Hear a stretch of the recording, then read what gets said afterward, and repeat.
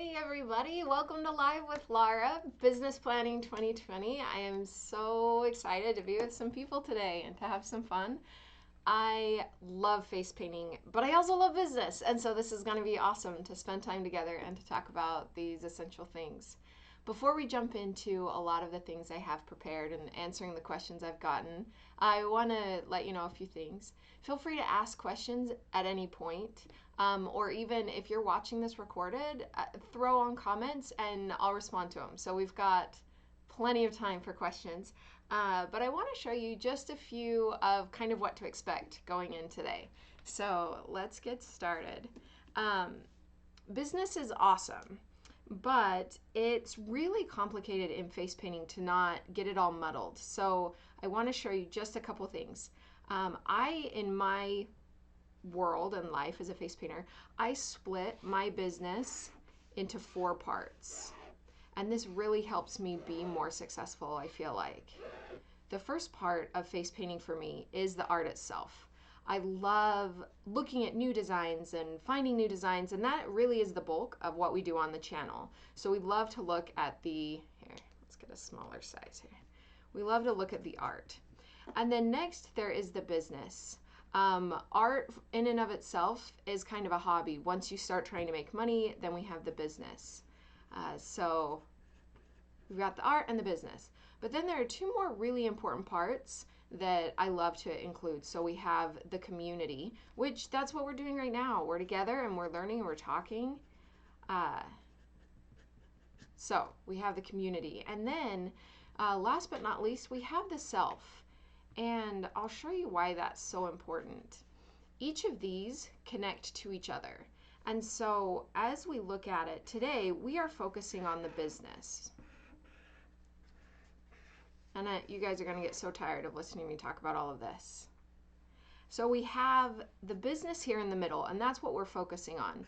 But all of these other things are going to touch and interact with that business focus. And by doing that, each of these lines, they represent boundaries. And so 2 of the goals that I have for myself this coming year is I want to fortify my boundaries and I want to trim waste.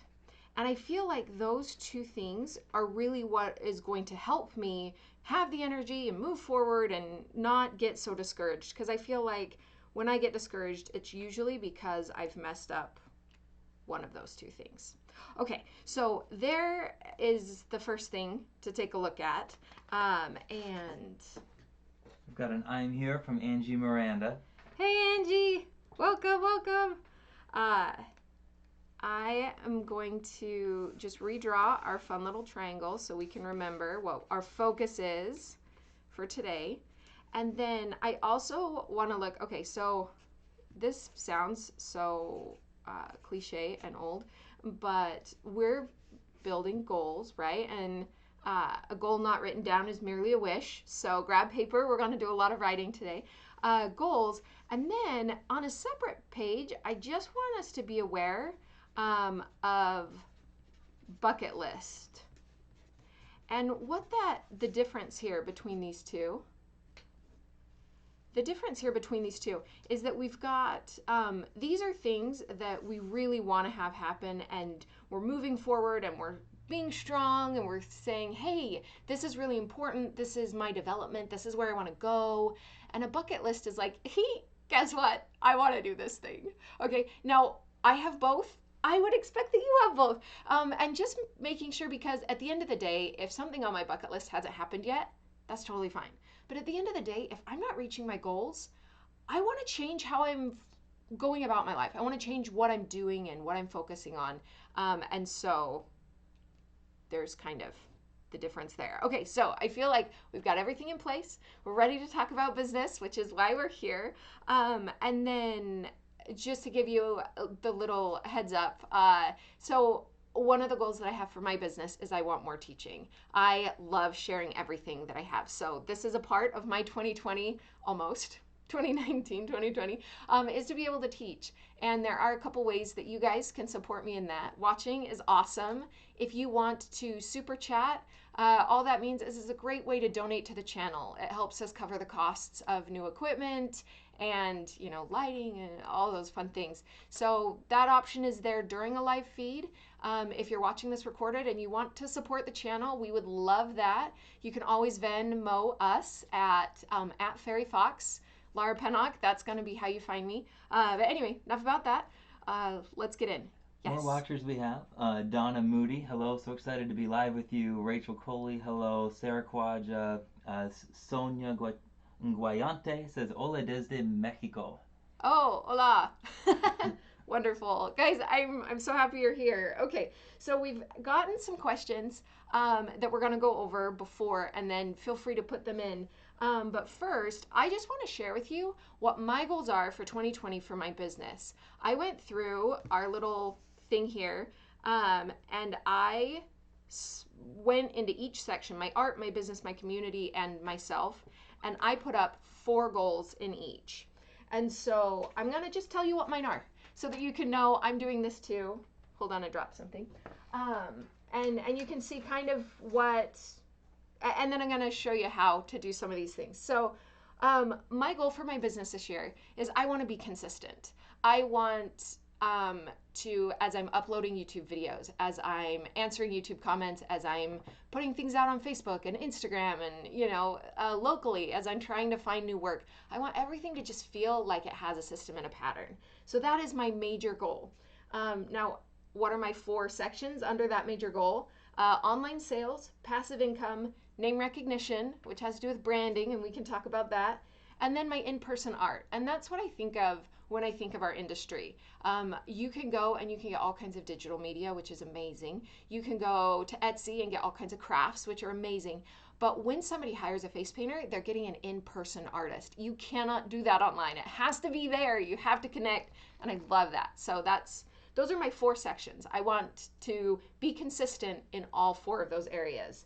And so then what I did is I took those 4 and I wrote, okay, how can I be consistent in my online sales? How can I be consistent in my passive income? How can I be consistent? And I set a little goal. So by doing training and inventory, by having support for my backstage member, come here. Live is the only time you get to see everybody. him. So supporting whatever he needs from me will help me be more consistent. For my name recognition, developing my brand and owning it is a really big thing that I'm going to work on. And then being consistent with my in-person art. I want to stay on top of my calendar this year. I want to be consistent in knowing what work I have coming and when. So those are my goals. But today I want to hear about yours. I want to hear about what we have working on. So our first person that kind of came up with something they wanted to know was Suzanne Atwell. We're going to stick with first names because I can say them better. So Suzanne, you had an amazing question that was advice for multi-creatives. How do we juggle doing all the things that I do and go about getting it, what to do when, what's a hobby, what am I trying to get money for, and all like that. And so let's talk about how to juggle multi-creatives. First, you can see over here, I've got some of my ceramics. So fun, so nice. Something that I'm dabbling in lately is I've got some wire wrapping. These are shells with shark teeth. I'm trying to make little sunshines or flowers. I don't even know yet. So as I went through and I described my year, the difference that I have is when I'm doing something as a hobby, that fits in the self category. That is something that I am doing. My self goal, if you're interested, is to investigate. I love trying new things. And so if I'm doing something because it's fun for me and it's exciting and it's new, then it's for myself. And that's great. It's great to have things that stimulate yourself and that make you feel awesome. But it's not really in the business category.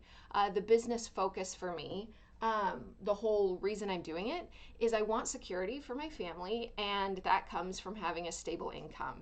And so business is usually the goal of business is income.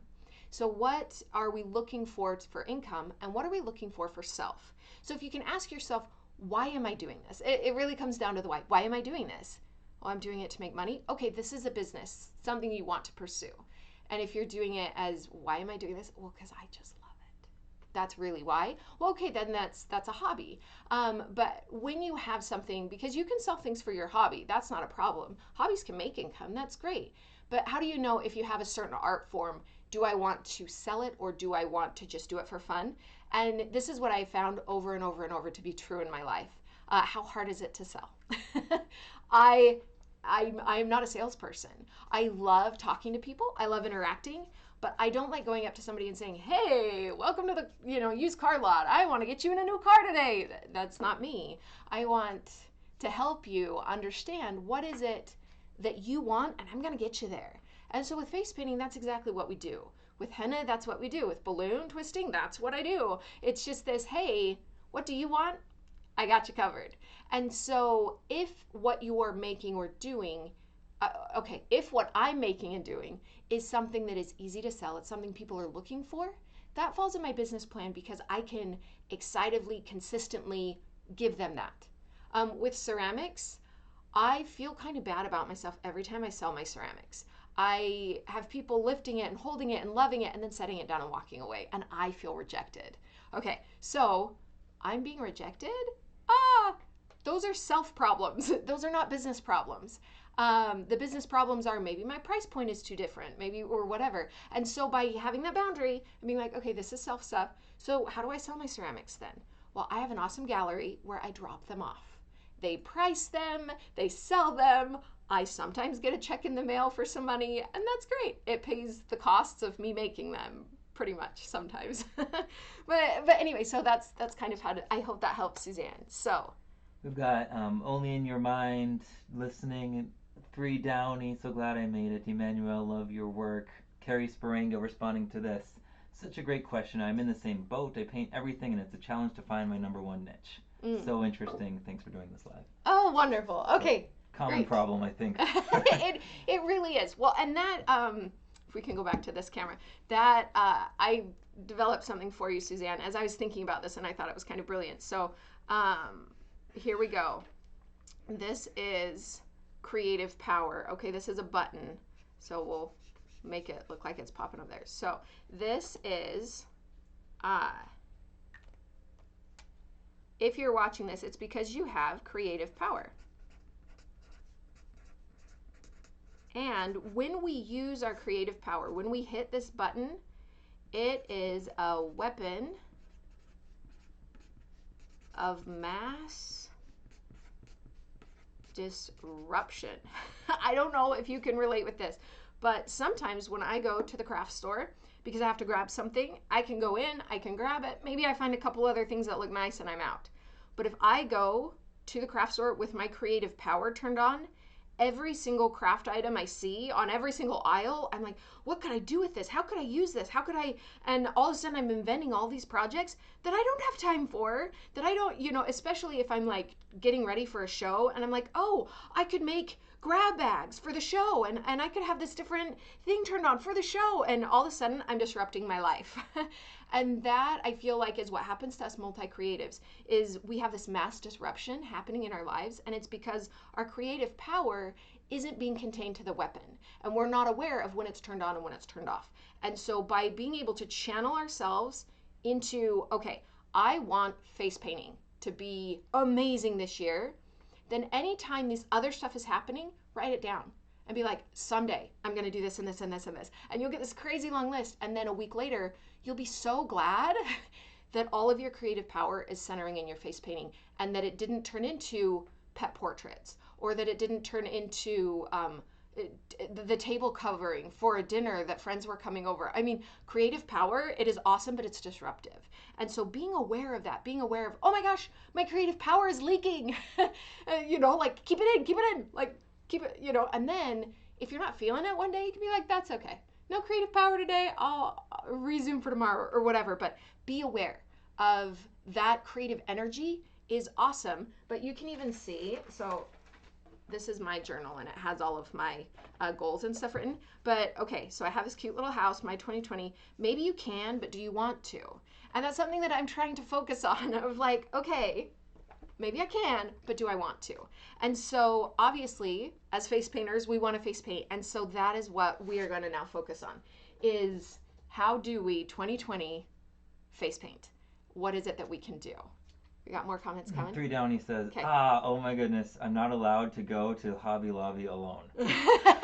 Okay, so I've got a 12-year-old son, and he is amazing. Whenever we go shopping together, I give him 2 words. I honestly, I have him say, focus, mom. And anytime I'm like, oh, stop, look at this, you know, and I'm so excited, he's just like, focus, mom. And it helps me so much. So I'm with you. Don't go alone. Awesome. Okay, so let's start here. Deborah, I love it. Okay, so we have best way to market yourself on Facebook. As I was going to sleep last night, Deborah, I was thinking social media, you know, and I'm redesigning my business card, and I'm like, maybe I could have, how social are you? Question mark, with like this challenge to them, and to have like all the little icons of like, you can find me on YouTube and Instagram and Facebook and Pinterest, and, you know, like trying to, okay, so how do we engage with social media as a mechanism to create a good 2020 for us? Okay, now, the best business possible for me is going to be my business, and the best business possible for you is going to be your business, and that's key. I want you guys to feel like you can own this, that you love it, that it's working for you. So if I say something and you hate it, that's good. You know what you want. If I say something and you love it, that's good. You know what you want. So I'm going to tell you how I feel, but make sure that you're taking this in as not a, oh my gosh, I need to do better. It's like, no, I hate that. I don't want anything to do with it. So, best way to market yourself on Facebook. Market is such a beautiful word. It is something that means, you think of a farmer's market, you know, people coming together to say, hey, here I am, this is what I do, are you interested? And social media, again, it's about being social, it's about relationships. So we are looking for the opportunity to have relationships. And I always think of like 2 sides of the table. There's the side of the table at a market where you're providing, and there's the side of the table at a market where you're receiving, okay? And are you on the receiving side or the providing side when you are on social media? Well, both, okay? In your personal profiles, you're on receiving. On your public profiles, you're on the giving. And again, we're trying to fortify boundaries. So, okay, back down to here. As we look at business, when we are on social media for our business, we are not going to drift over to our Facebook groups that are all about community. We're not going to drift over to our Facebook groups that are all about ourselves. And even we're not going to drift over to the Facebook groups that are all about the art. We are going to focus on the business. And so the best way to market yourself on Facebook is going to be to know that is why you're there. That is what you're doing. That's what you're focusing on, is you're focusing on marketing. Now there's a soft sell and then there's a hard sell. And I am not at all a guru with Facebook. So you can learn more of that from other people, but I can give you just a few thoughts. And that is, you're building relationships with your following. Is your following local? Well, we'll hope so, because we're in people artists, so we need it to be local. So as you are looking to build relationships locally, there are 2 things that you need to have happen. You need to be communicating your what's happening in your life that's exciting in your business life to your people. This is a place where you're communicating what you're doing. So make sure at the beginning of every week or at the beginning of every month, you're going like, hey, I can't wait for this to happen. There's a before, there's a during, and there's after. So before an event, say, hey, this is coming up. During an event, be like, I can't wait, we're here, we're starting, you know, the YouTube live stuff. And then after, be like, thank you so much to so-and-so for hosting me. Look at this cute picture I did. And you got this before, during, and after. And that's a great way to market on Facebook what you're doing. But remember, we're building relationships on Facebook. So even more exciting and useful than talking about yourself on Facebook is the chance you have to talk about other people. And this is where you go to a local cupcake shop and you say, oh my gosh, I am here at such and such a place, and I love this and this and this about them. Tag them and say, I really hope that someday I get to paint here. Have you guys ever had your birthday party at a cupcake shop? And now all of a sudden the cupcake shop is like, oh my gosh, these guys are advertising for us. And people are like, oh my gosh, I want to have my birthday party at a cupcake shop. And both of those different people, the people you're talking to and the business that you're talking about, are more interested in you And you weren't even talking about you, except that you want to paint there. But you're not saying, like, oh, come see me at the cupcake shop. That's not what you're focusing on. So you can build relationships actively, looking at who is it I want to work for, and start giving them some love in social media. And then the last thing I'll say about this, and then we can move on, but social media, it's hard, is that you can, when you are in person, we are so lucky that we are painting in an environment where people are waiting. And what do people do when they wait? They bury themselves in their phones. And so if you can lightly, kind of fun, direct their traffic to you on their phone, obviously they want you because they're standing in line for 2 hours. So one of the things that I've done and had a lot of success with is I'll put up a little sign that says, I'll race you. If you can find and like my page on Facebook before I finish your child's design, your kid wins a prize. And then I have a bucket of little trinkety things. I know you guys know that I love my trinkety things. So you can have little rings or, frogs that jump, or even I've done fruit snacks. I try to steer away from candy because I like, especially chocolate, because I like stuff that I don't have to worry about it melting or parents being like, oh, more sugar. But somehow magically fruit snacks are like okay when other candy isn't. I don't get that, but whatever. It's all sugar to me. Anyway, and then for whatever reason, like they're like, "Oh, I beat you," and I always let them beat me. But then all of a sudden, in a single day, I'll get like 20 or 30 likes on my Facebook page, and then I'll rebrand and I'll lose all my followers. That's just kind of how I do it, I guess. But anyway, so there can be really fun ways to try and encourage people to follow you when you're actually with them. And then, anyway, so social media. Any questions before we move on? Not really, but let me just invite all of you. Please feel free to chime in with your own answers to these questions, and let's make Oh, it a yes. discussion. Give all the input we want. We want to pool all of our knowledge here as we help everyone get the best year possible going. Thank you.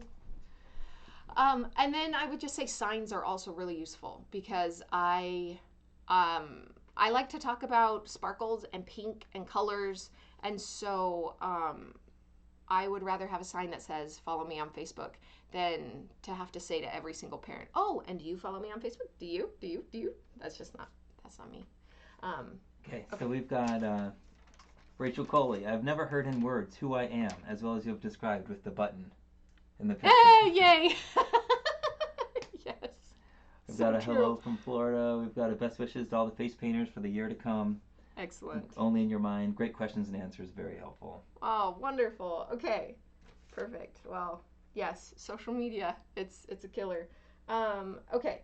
So then the next question, Michael, I need help. How to say it? That's it.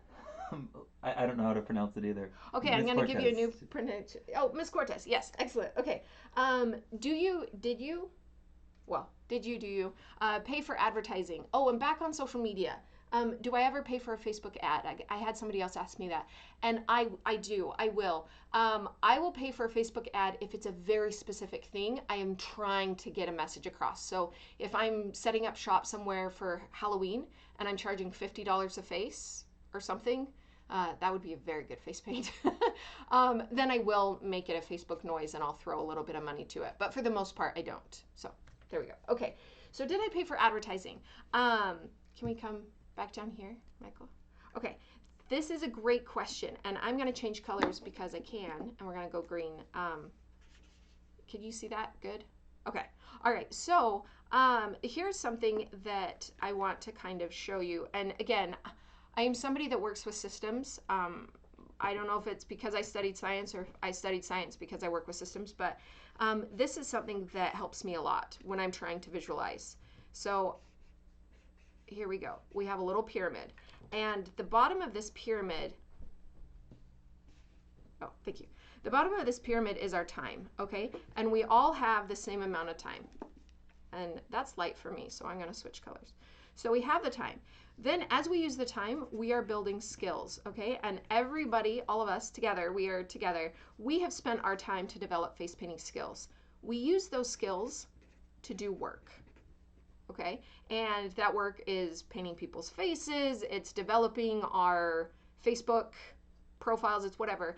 And then when we work, people pay us to work, okay? So there's the money here, but this is also seen as value, okay? And it's important to recognize that not all value is money. So the easiest example is a stay-at-home parent. There is no money from your children when you're staying home and taking care of them, but there is incredible value there. Another one is a student. You know, a student is putting in their time, they're getting skills, and they're working really hard studying for exams, and then there's no money at the end. Well, it's because they're getting an education, and an education is very valuable. So anytime you are advertising, you are looking for an opportunity to talk about yourself. And are we back on me? Okay, awesome. Uh, you're looking for a chance to talk about yourself. And I like to not put money in that place, but I need to put value. And so, one of the ways that you can use your value to advertise, this is how I like to do it. So, if you're at a pay per face event and you're painting every little kid that walks away with their face painted, they are advertising for you. You used your time, your skills, and your work to create that value that is walking around. Now, you got paid, but you've also created something that people are like, oh my gosh, look, I love that. I want that. And they come to you. That is advertising. So we are looking for opportunities where we can exchange value for that advertising. I know that there are a lot of people that will say, never work for free. Um, and that is because you always need value. And exposure is something that people are often offer you. They'll be like, oh, and we'll let you, have this opportunity. And I think that sometimes we have a chip on our shoulder a little bit of I'm too good to work for free. Um, and in this model, I want you to change that to say I am too good to work for no value. There is tons of value out there that isn't money, and you can choose. Is that value because you want to make the kids happy? But I love to use value to make advertising happen. I feel like that's really good. So let me give you some easy examples. If you go to a party store that is in your area, or if you go to anywhere kids will be, a yogurt shop, okay, so any dessert shop, there are going to be kids there. So donuts, cupcakes, any of those kinds of shops, you can say, hey, I would love to do something together that is good for you and good for me. Win-wins. I will come into your shop 2 hours a month. That's kind of my thing. We'll schedule it together at least 2 or 3 weeks in advance. I usually try and do it at times that I'm not already booked or busy. And then in exchange, I'm not handing out cards during that 2 hours. That is not enough value for me. But if I get a poster on their window as you walk in and out of that store for a month, that is plenty of advertising value for me. And so I have my business cards there. And then how many hundreds of people are going to walk past my sign, pick up a card, and it worked magic, especially when I first started. Doing this with a party store, I would have so many people call me and say, oh, hey, I picked up your card at Zerkers. I've got this party coming up. I wanted to know. And that's awesome. So did I pay for that advertising? Not with money, but with value. So look for opportunities where you can exchange value. And when there's somebody that wants to hire you, but they don't have money, look for value that they have. Trade services. If there's somebody that you want, and I know okay, in the comments, you guys say what you've traded for. I love trading as a face painter. It is so much fun. Some of my favorites, I got dental work once. That was awesome. Make sure you like the dentist before you trade for dental work, though. That's kind of scary. Anyway, but there can be amazing opportunities that are outside of the money. So take your time, your skills, and your work to generate that value and then turn it into a value that you want. That's what money is. Money is the chance to, exchange. And so if there are other opportunities for exchange, don't shy away from that. It can be a really good thing. So, okay. Oh, here it comes. One more thing to invite you to do, as we're talking about our plans for 2020, please post your goals for 2020, your plan. We'll talk about that toward the end. But as we talk about these next two questions we've gotten in comments, please go ahead and just share as much as you're comfortable. Share what you're hoping for your business for 2020, what you're focused on, that kind of thing. We'd love to hear from you. Thanks, Michael. And about that, I had somebody comment recently about getting to my level. And this is one, as we talk about goals, as we talk about where we're trying to go, let's just own right now that we're never going to get there.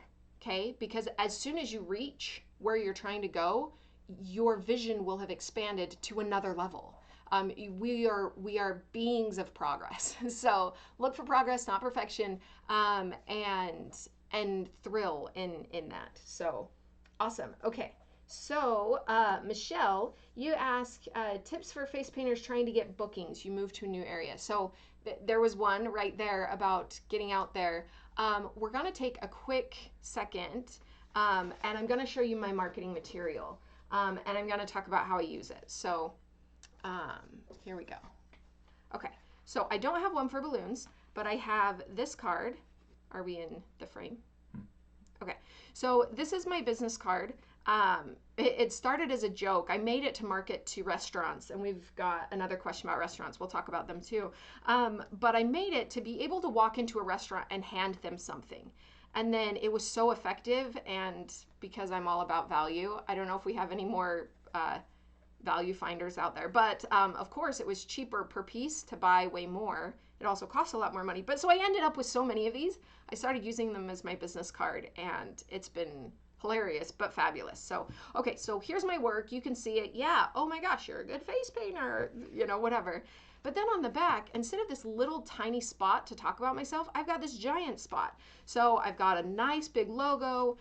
This is really important to me right here. I like to communicate that your event plus art is memories. It's interactive, it's fun to watch, it's social media friendly, it's personal. I have the 3 art forms that I do. This is where I put, these are my business art forms. I don't put ceramics and sewing and hand lettering and oh my goodness, I would need a bigger card if I were to put everything on.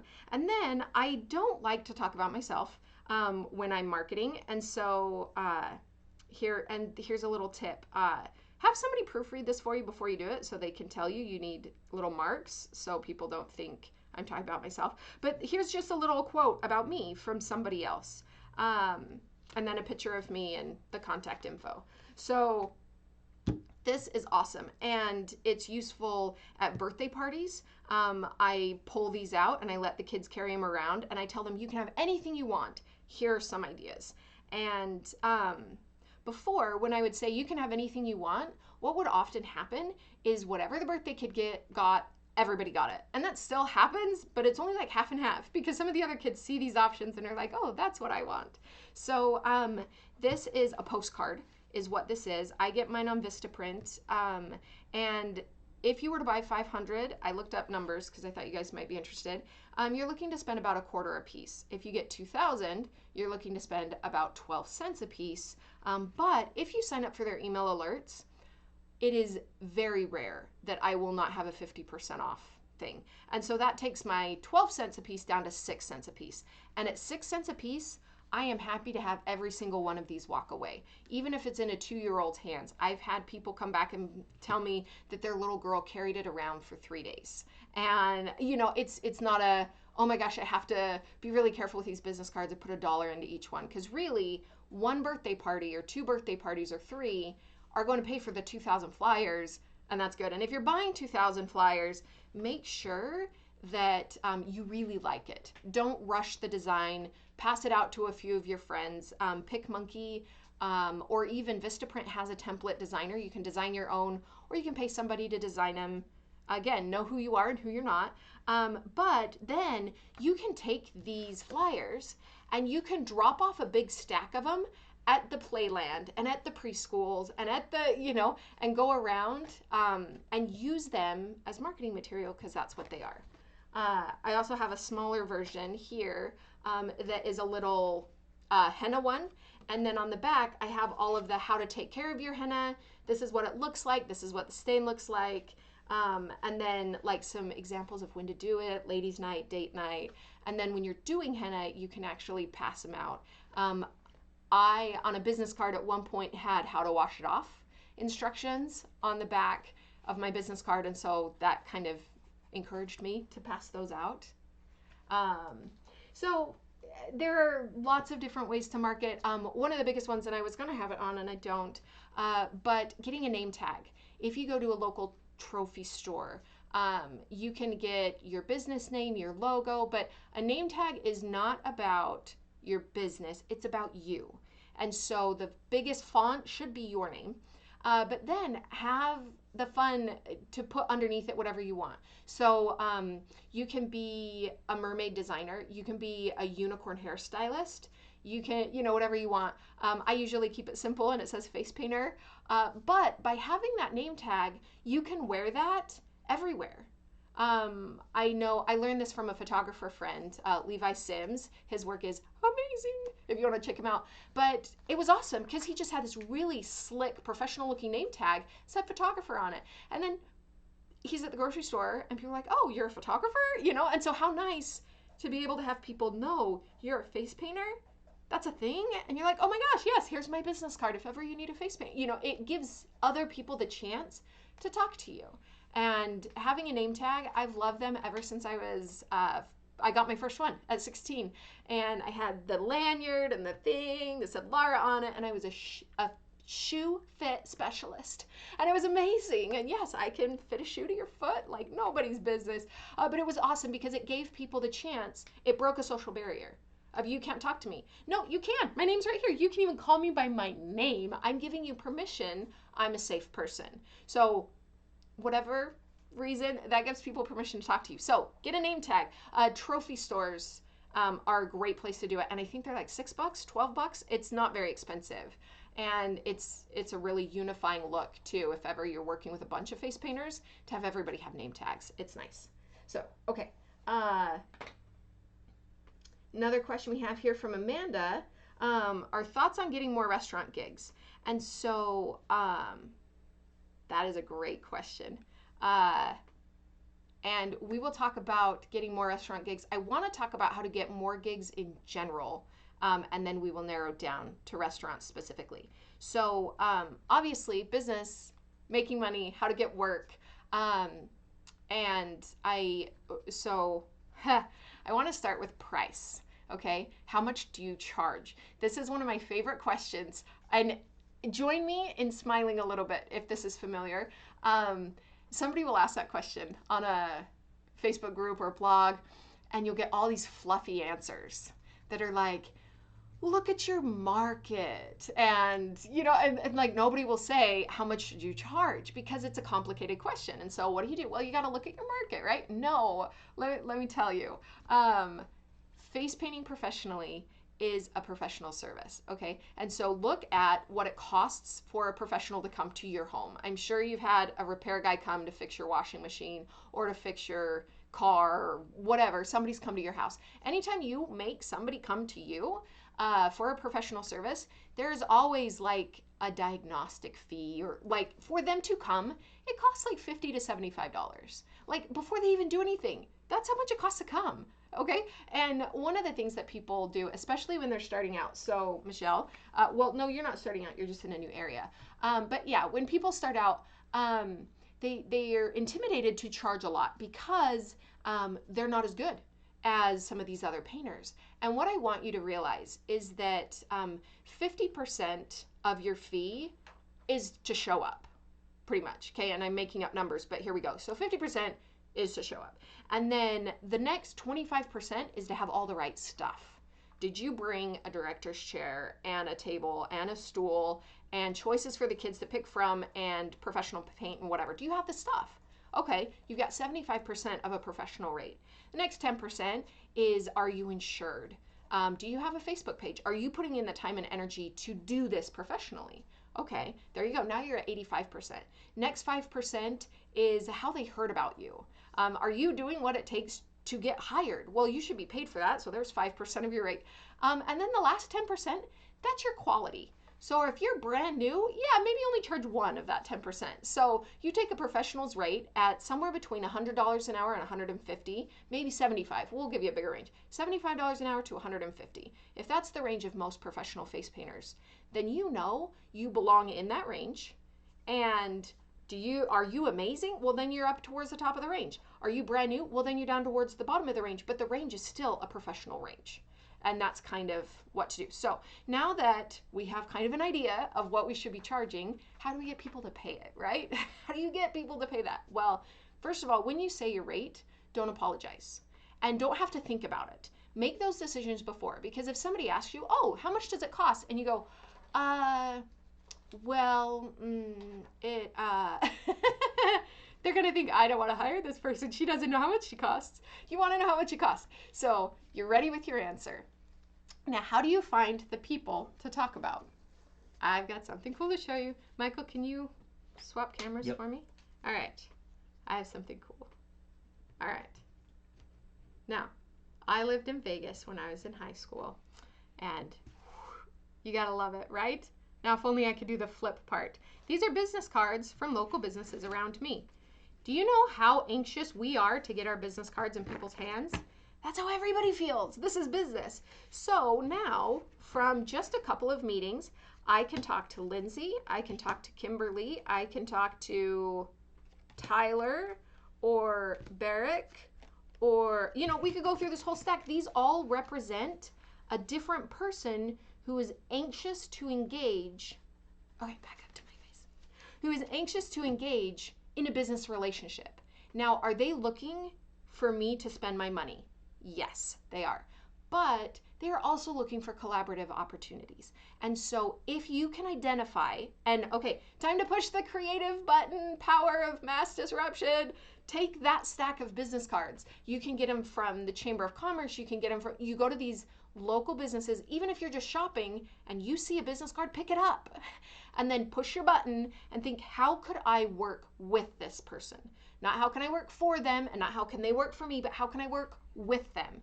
And come up with an answer. We're creatives. That's what we do. And you think, hey, wouldn't it be cool if, can I tell you some of my favorites? Now, this is a little bucket listy, not goal, but I would love to do a painting for a chiropractor. They see somebody's back and they can tell you all these funky things about what happened, you know, and whatever. So how fun would it be to do a body painting of just a spinal column and then write out all of the injuries that this person has treated as a timeline of their career for them to advertise with? It's interesting. It would be so social media friendly. It would be so fun to do, and you could get paid for that, you know? So you reach to them and you'd be like, you know what? I have this pet project I've always wanted to do. This is what I'm thinking. This is how we would do it. Are you interested? And they might say yes, they might say no. But if you ask 10 people a question every single day, you are going to start getting yeses. And this is, okay, this is so essential, okay?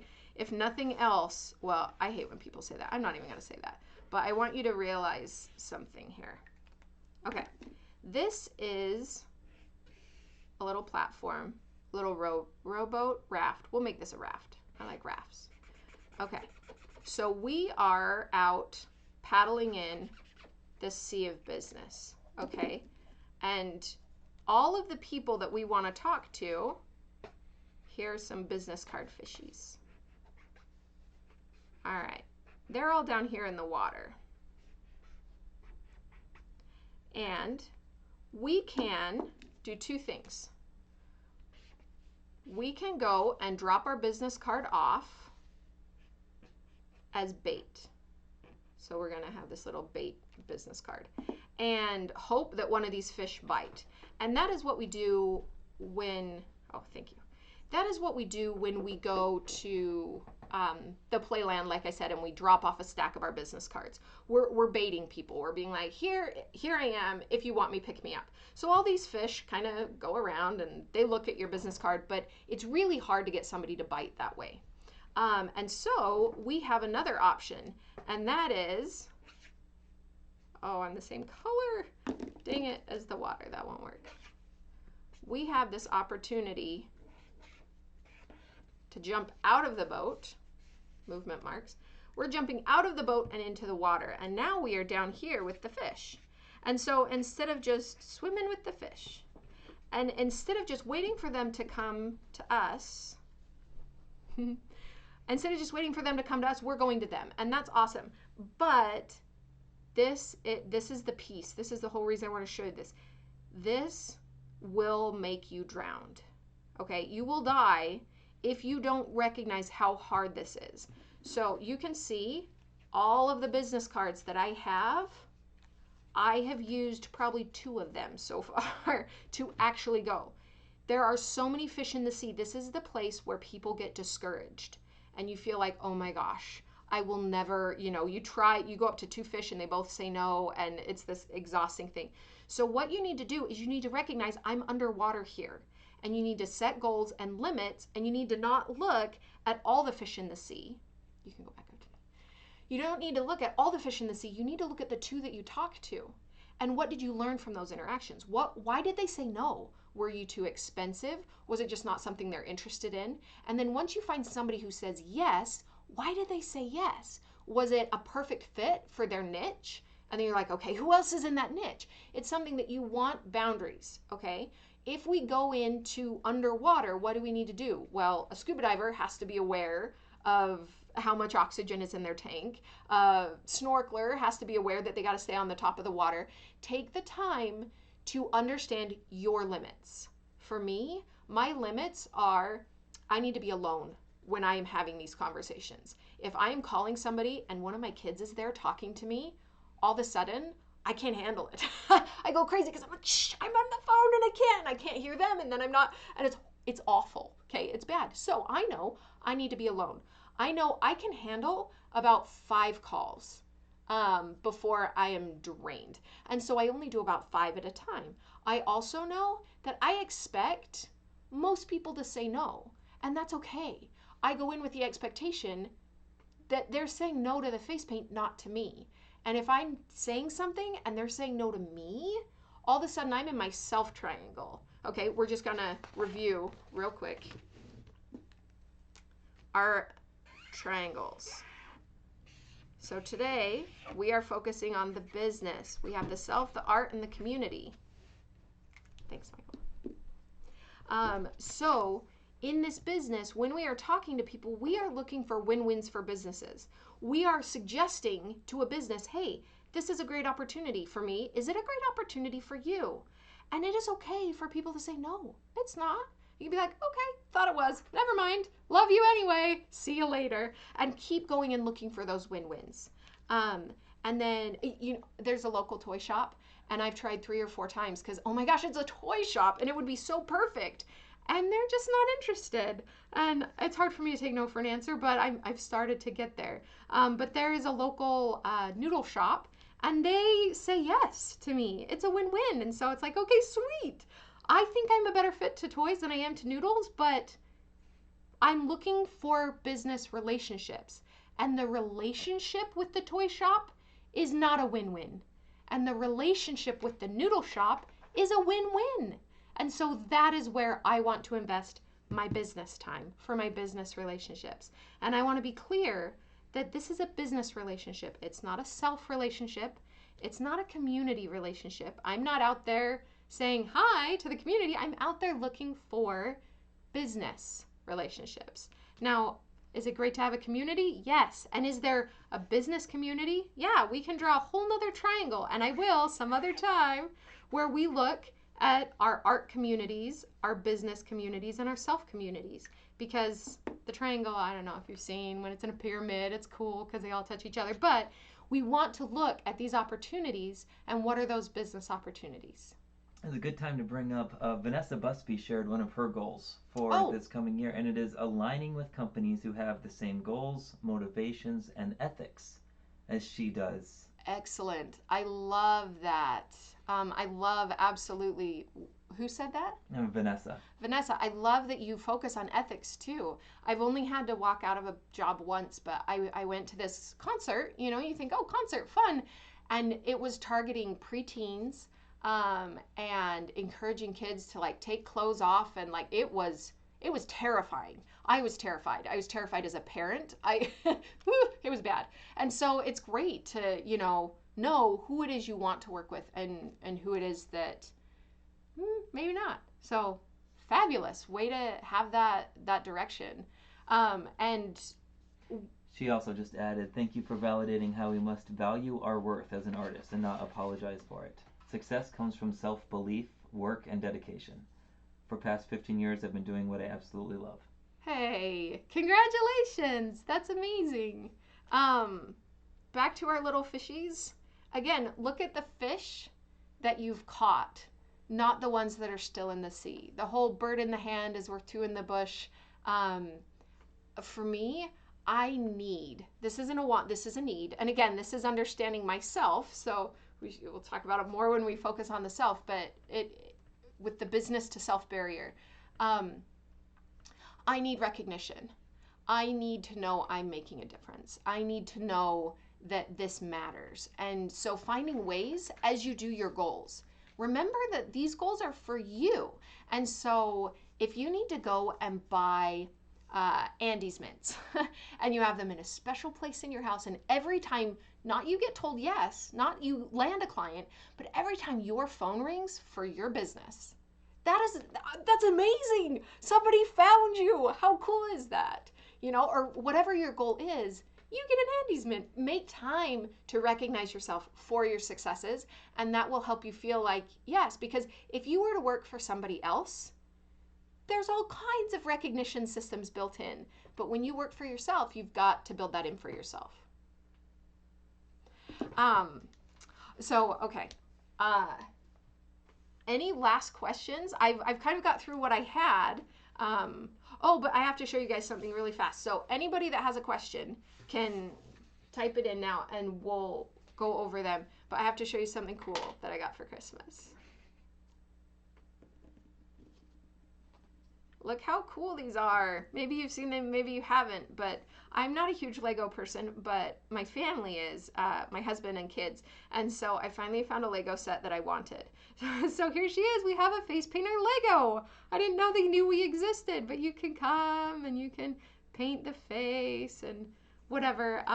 But so because you guys will understand me, the part of this that was the most fun was working on my palette because they had different colors and arranging it so my black and my white were together and my warm colors and my cool colors. And can you lift them a little closer to the camera?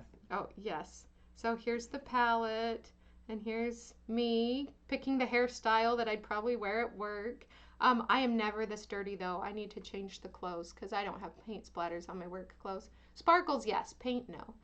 And here's a little tiger. So,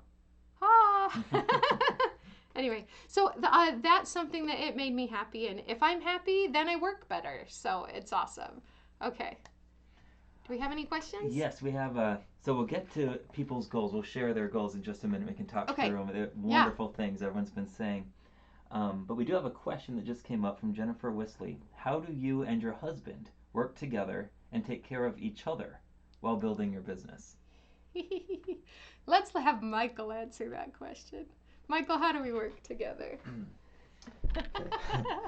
Well, definitely, it's a work in progress. Mm-hmm. I think recognizing this is not something that's supposed to be easy. To expect there to be discomfort, conflicts, different visions, how to not get in each other's way. I know for my wonderfully artistic wife, when I try and, okay, let's get systematic here, sometimes that can interfere with her creativity and the magic.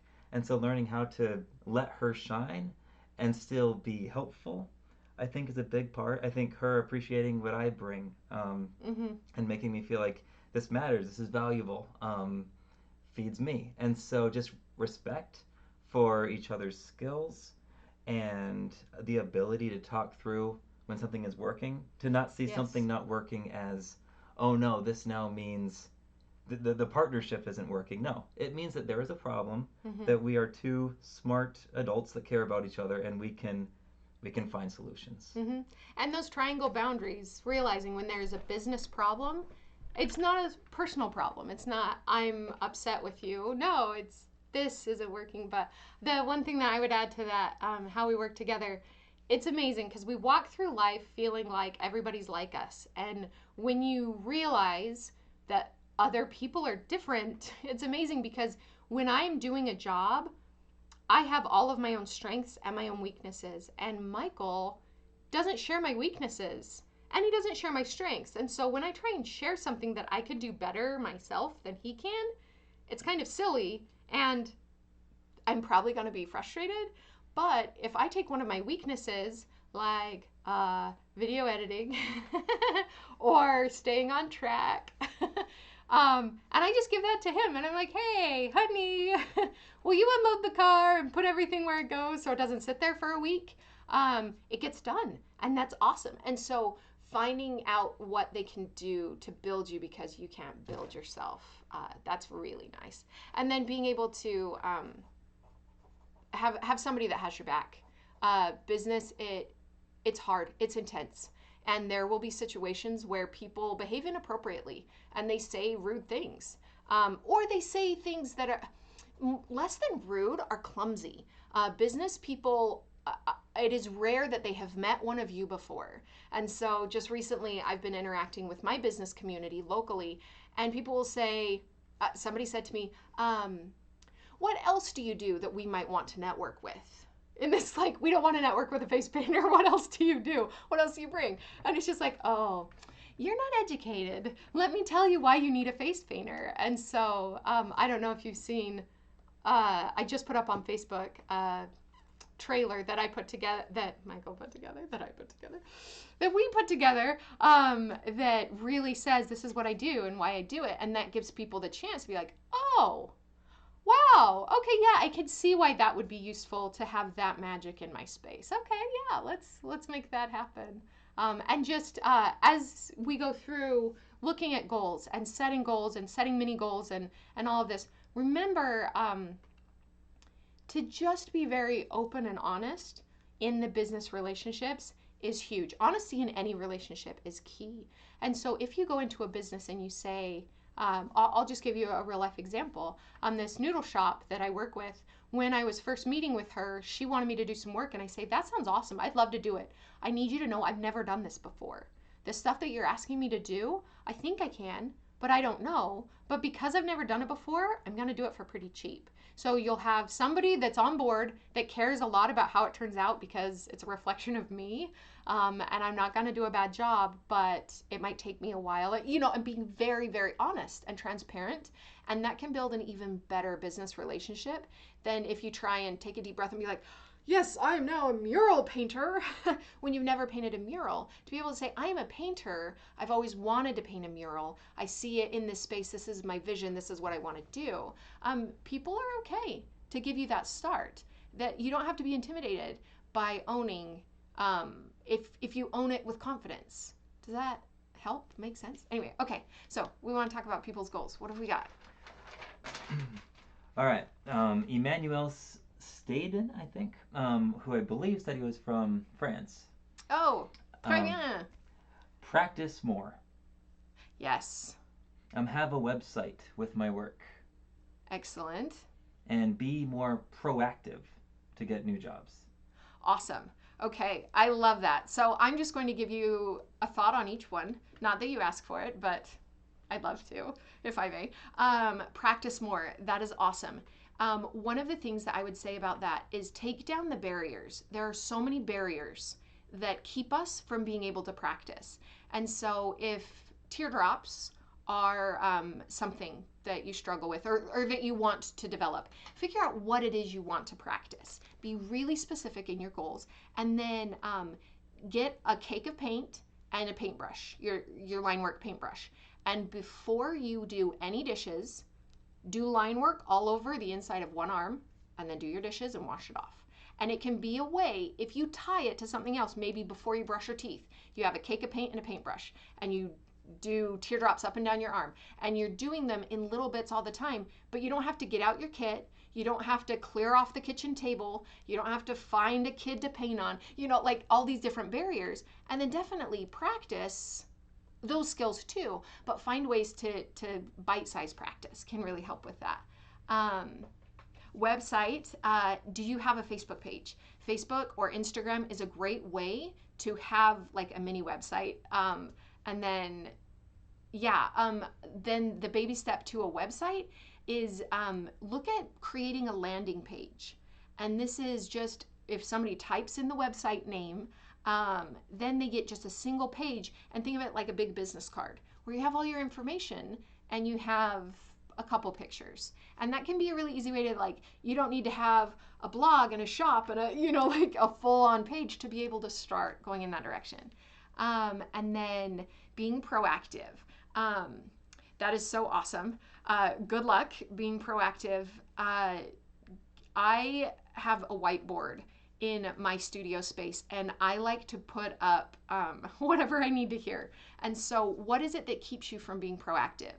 And again, this business is your business. So, whatever it is that you need to hear, put it in those words. If you need a kick in the pants, kick in the pants on your whiteboard. If you need a everything's gonna be okay, sweetie pie, then write everything's gonna be okay, sweetie pie. Like whatever it is that you need, only you can know that.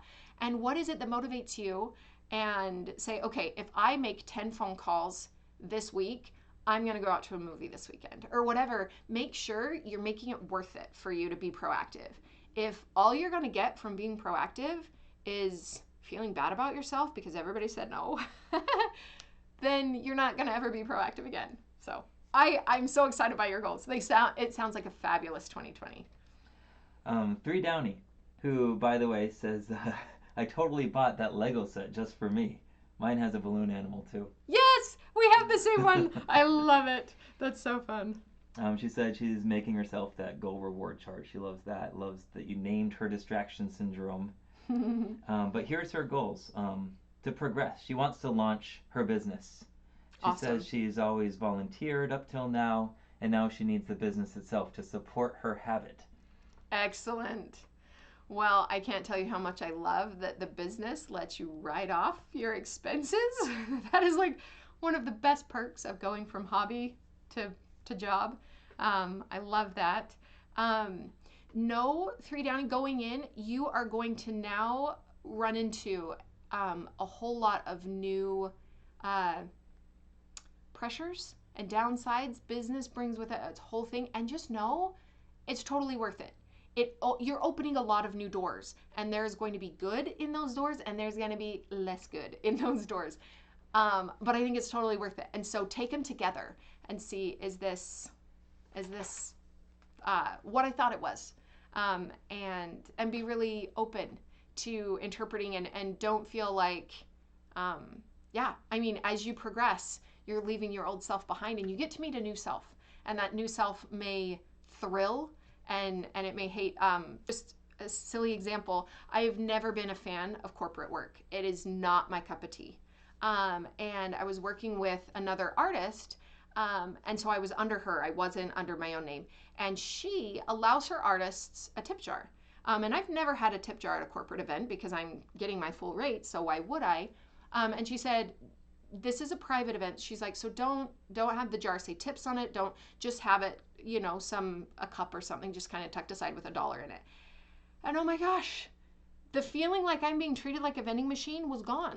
And I've done it now twice at corporate events, and I can totally handle corporate work now. I don't feel like the vultures are coming to get painted, which is a terrible thing to own.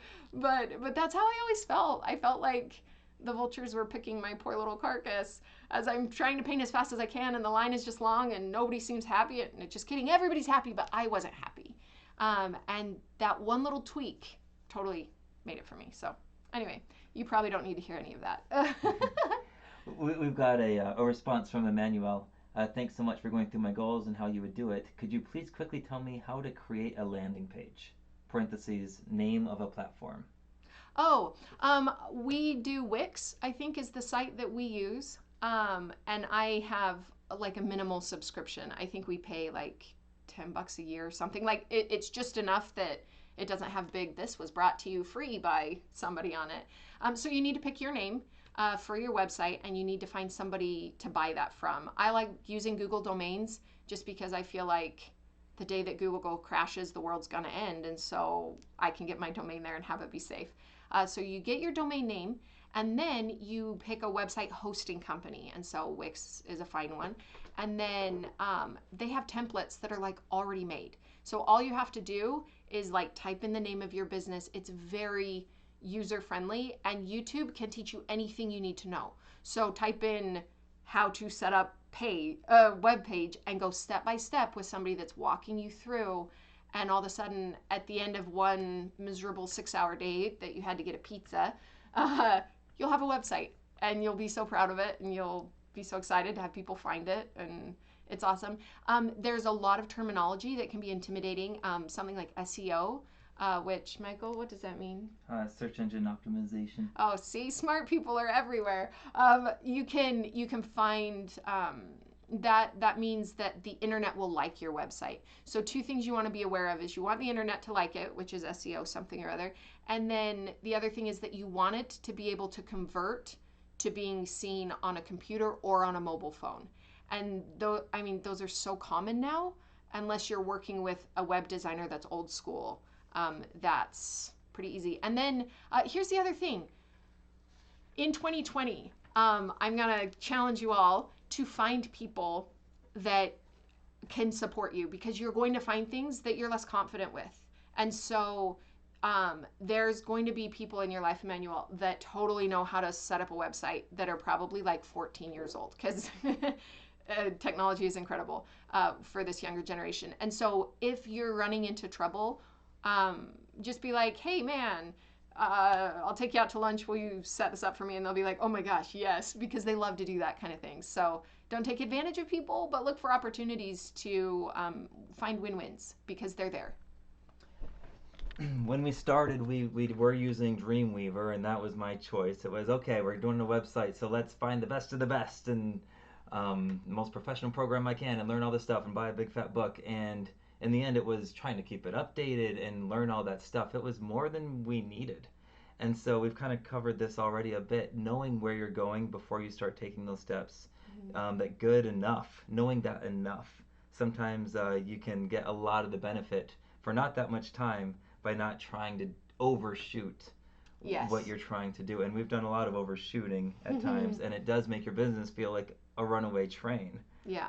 And so, yeah, something is when Laura did Wix and just threw up this website in about a day, that that looked really good. I thought, great, that means I don't have to worry about it anymore, and it looks very professional.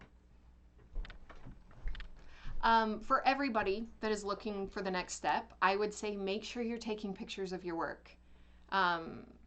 Even if it's not your best work, it's better to have pictures of not your best work than no pictures at all. So just take pictures. You don't have to share them. You don't have to do anything. But then when you need pictures and you're ready to share, you'll have them, whether it's for social media or whether it's for print materials.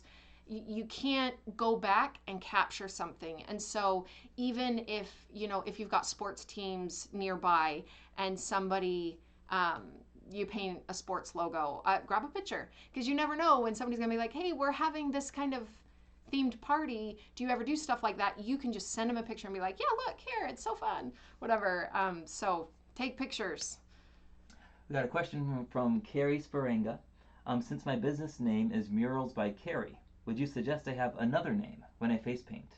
I'd like to make a sign made to make myself feel more confident and professional. Oh, awesome. I would love for you to feel confident and professional. That's fantastic, Carrie. Yeah, here's what I would say. There is like your name, and then this all gets legal really fast, but there's doing business as, DBA. And so it depends on how established you are. I like having a name, Fairy Fox Design, that there's a certain amount of vagueness there. Well, what is Fairy Fox Design? And it allows me to kind of go in different directions because when I started with the new name, when I rebranded, I knew that I wanted to continue to develop and I wasn't sure exactly where I was going. And so I enjoy being able to have that wiggle room. But if you've got an established gig going and it's murals, you can have face painting tacked onto anything. So keep Murals by Carrie face painting division or something, and you can tack it on. And there's nobody to say that's not the name of your business, but that's the division of your business. That's the part. You can use any words you want. You just have to be careful that you don't ever put that. Again, this is so nuanced and legal, but I've been told you have to be careful not to use that as your letterhead or something like that, because then it takes it so it's not under your insurance anymore or something silly. But you can say whatever you want to say. And so I really find it's useful to have a banner that says face painting huge and then just has your logo that says Murals by Katie, and that's fine. People will know that people will quickly know Murals by Katie does face painting, and that's okay. It doesn't have, face painting does not have to be in your name to use it in your media at all. Okay, you ready for the next? Yeah. We got Jennifer Wisley, who is the one who asked us earlier about working together. Oh. That great question. Yeah. She wants to add airbrush and pro air Uh-huh. for both face and body designs. She says this will help with the Texas heat. Oh, brilliant. And she wants to add 10 new festivals. She did 4 last year. She wants to bring it, I guess, to 14. Cool. Well, I love that you're in Texas where you have more months of decent weather to be outside, although, oh, that Texas summer would be hot. Okay, so adding airbrush and pro air. I have little to no experience with that, but I know I do have a few thoughts. You can only be in one place at one time. And so if you look at adding multiple services at a small festival, that's amazing because it lets you be busier for more of the day. So if face painting is keeping you busy for 25% of the time, and then airbrush will add another 25% of the time, well, that's awesome because you're not spending any more on your booth fee, but you're getting more work. And so what I do at a festival is I bring all 3, face painting, henna, and balloons, and then I'm able to just tuck away whatever ones, like if I'm busy face painting, I just put the other 2 away and I'm just a face painter now. But another way to go about it is if you get to be busy enough, you can start adding other people.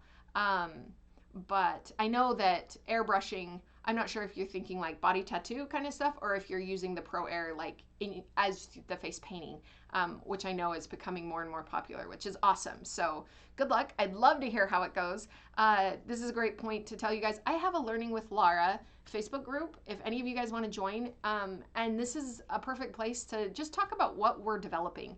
It's a place where we focus on development rather than on showing off how good we are at something. It's a look what I've gotten myself into place. Anyway, so feel free to come and join the chatter there. And then that's awesome. Going from 4 festivals to 10 festivals. I love that you have 10 festivals as a number goal and not 10 good festivals because I have found it takes time and it takes sometimes doing a festival to know whether or not it's a good fit for you. Festivals are not all created equal. And that's awesome. And I would say do it. So fabulous, fabulous. I'm excited for all of us to have a new year, to have a fresh start, and to be able to take a deep breath and say, this is where I am, and this is where I want to go. And then break it down into little steps, to, write it down, keep track, keep records, and feel free to share progress and ask questions as you come upon them. It's something that anytime you open a new door, there's going to be more to wonder about. Okay, we've got 2 more so far. Okay. Dev Me, her goal is to stop underselling herself.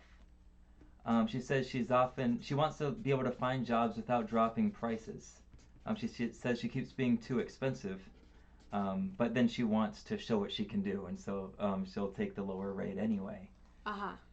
To that we have a Donnie Moody response saying, my first 2-hour opportunity asked for $250. I had to travel and I brought another painter that I also paid $50 to help assist. The venue did not even hesitate when I gave them the quote. Nice.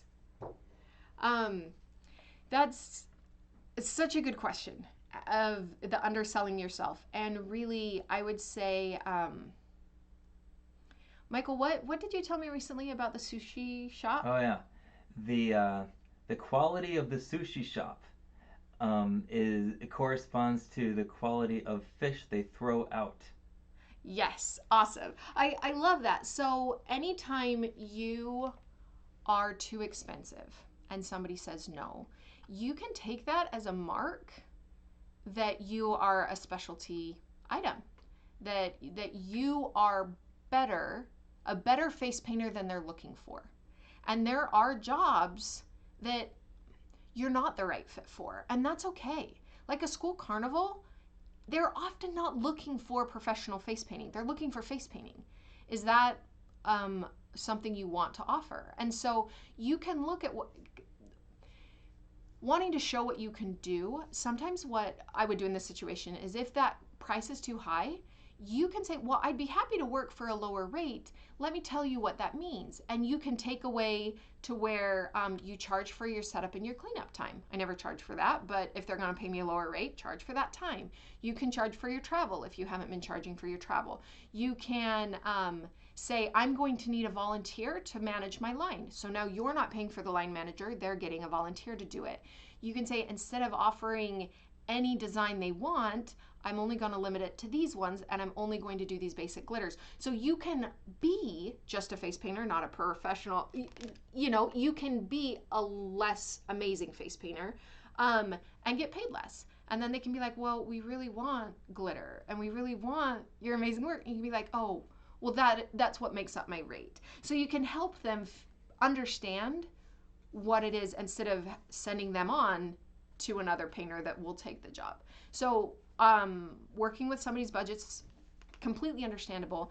And then you can also look for added value. So you can say, okay, tell me what your budget is. Okay, that's what your budget is. We can maybe try and find a sponsor, a business that can make up the difference, that they now get to have their logo in. Or, I mean, this is the time to push your creative power button. You can also say, like, I've got an entire list of 15 things I send to schools that are all the different ways I can interact with you. You can donate a balloon arrangement to their silent auction, or you can, you know, I'm talking about fundraising, but if it's something that they are looking to pay a lower rate, you can look and say, hey, is there a place where I can put my promotional materials for this month?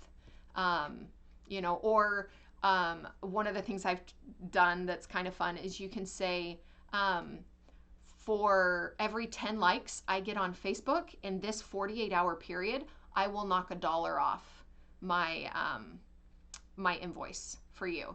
And so you do it as a Facebook like drive. And so look for value that they can give you that isn't monetary, because then you're still being paid, you're still being given a full value for your work, even if it isn't a full monetary value. Anyway, those are some thoughts, but I'm right with you. What was her name again? Dev. You are worth what you feel you're worth, and don't undersell yourself, not for a second, because that doesn't make you feel good either, you know? So. All right, last one. This is only in your mind. She has a handmade soap business, a face paint business, a henna business, and of course we know about her awesome YouTube channel. Yes. So her goal is to schedule separate focus time for each of those. Beautiful. You're talking about boundaries. I love it. Boundaries are so key. And I think focus time is amazing, because really when you try and do it all, I find I don't do anything very well. Your handmade soap sounds amazing. I'm a big fan of handmade soap. That's so fun. So best of luck. I think you've got a great plan. I would also find a way to track that time. Find a way to have a little sticker chart or something so that you can feel great whenever you're doing it. And yeah, that's amazing. You guys, thank you so much for coming to Live with Laura. Thanks for all of your thoughts and your comments, and I can't wait to do 2020 with you guys and have us all do better and get better. It's amazing. Just once more, if anybody's interested in supporting our channel, being here, liking and commenting is awesome. But if you want a chance to do more, there is a super chat option where you can donate directly to the channel. Any amount, even $1, just makes us feel great, and helps ease the burden that the channel is for us to support financially. Or we also accept donations on Venmo at Fairy Fox, and that is a way you can help us meet our goals. So, but no need either. Yeah. We're very happy to offer everything we have for whatever. Of course, and we love that you're here, and that we're all being able to do this together. So, yay! Wow. Okay, we got someone in Australia saying it is now 1 a.m. in the morning. Good night. Oh, go to bed. Why are you here? Watch it tomorrow. Thank you so much for coming. We were hoping that this 10 o'clock time would appeal more to our international audience, and we have had, just from the people who have announced their locations, Germany, Australia, Israel, France, Peru, I think England from Notes and Things, Russia, and Italy. All Wow. tuning in just in the last hour Oh, to this. guys, So what a thank you so much for coming and thanks for being a part of this community. I can't tell you what it means to be able to know that we're not alone, that I can talk about my button of mass disruption and people understand what I'm talking about. It's huge. It's huge. Thank you so much. And